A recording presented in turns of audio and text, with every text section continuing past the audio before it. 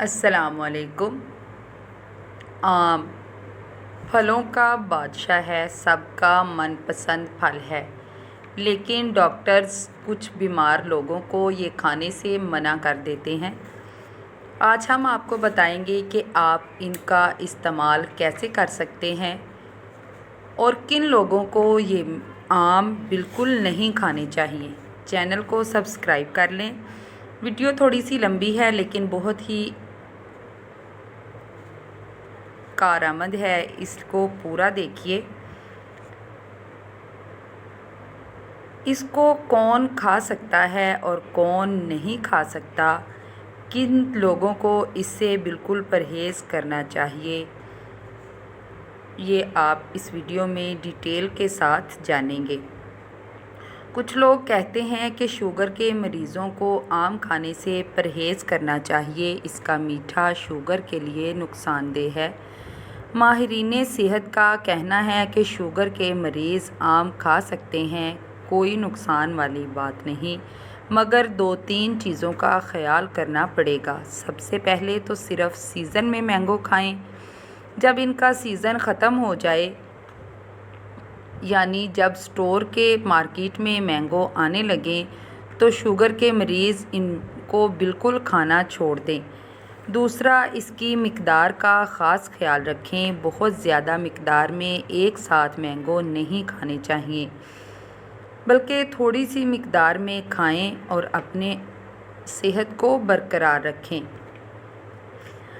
آپ کی شوگر کو کوئی فرق نہیں پڑے گا۔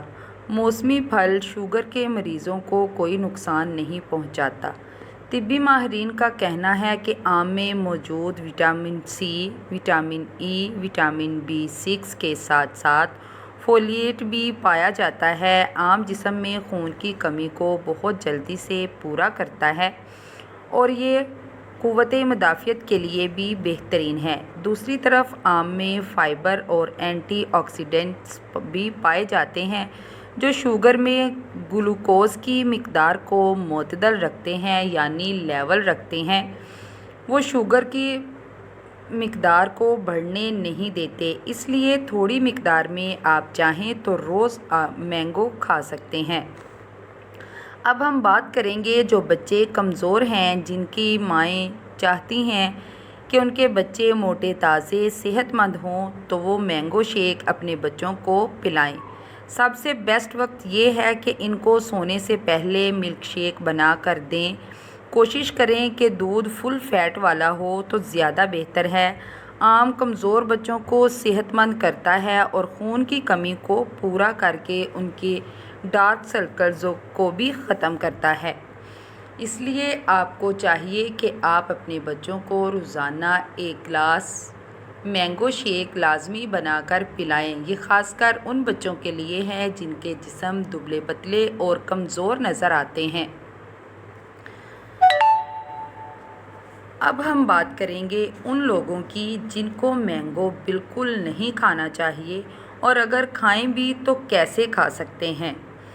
جن لوگوں کا وزن بہت زیادہ ہے یا جن کی باڈی کے ہارمونز جلدی وزن گین کرتے ہیں، ان لوگوں کو مینگو سے پرہیز کرنا چاہیے۔ تیسرے نمبر پر ان لوگوں کو مینگو نہیں کھانا چاہیے جن کو پھنسیاں، پھوڑے یا الرجی کا مسئلہ ہو۔ آم ان لوگوں کے لیے جن کا خون گرم ہوتا ہے، ان کے لیے خطرناک ثابت ہو سکتا ہے۔ اس لیے گرم خون والے لوگ بھی مینگو نہ کھائیں۔ وزن میں آم بہت جلدی اضافہ کرتا ہے، اس لیے جو ڈائٹ پلان فالو کر رہے ہیں یا وزن کم کرنے کا کوئی بھی پروسیس ان کی لائف میں چل رہا ہے، وہ لوگ بھی آم کھانے سے گریز کریں۔ اب بات کریں گے کہ اگر آم کھائیں تو پھر کیسے کھائیں کہ وزن پر بھی اثر نہ پڑے اور شوگر پر بھی اثر نہ پڑے۔ تو اس کو اس طرح سے کھائیں کہ جس دن بھی آپ مینگو کھائیں اس دن آپ قہوہ لازمی پئیں۔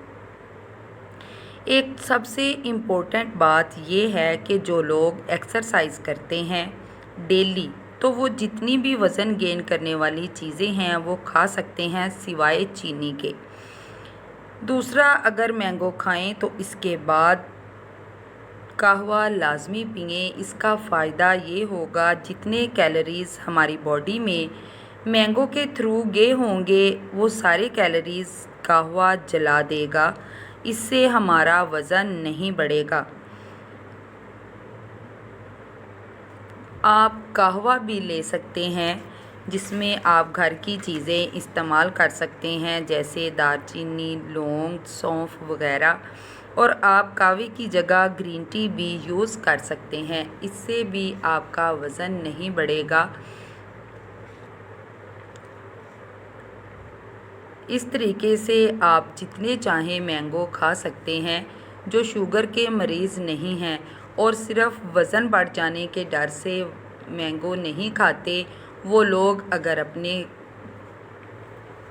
وزن کو کنٹرول رکھنا چاہتے ہیں اور مینگو بھی کھانا چاہتے ہیں تو ان کو یہ لازمی کرنا پڑے گا، یا تو وہ گرین ٹی لیں تو یا پھر وہ قہوے کا استعمال لازمی کریں۔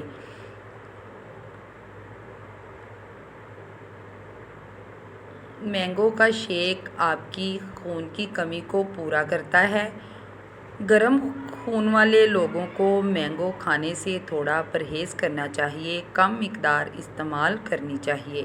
یہ بات ہم بار بار کہیں گے کہ مینگو کھا سکتے ہیں جو پرابلم کا شکار ہیں وہ لوگ، لیکن کم مقدار میں کھا سکتے ہیں۔ اللہ حافظ۔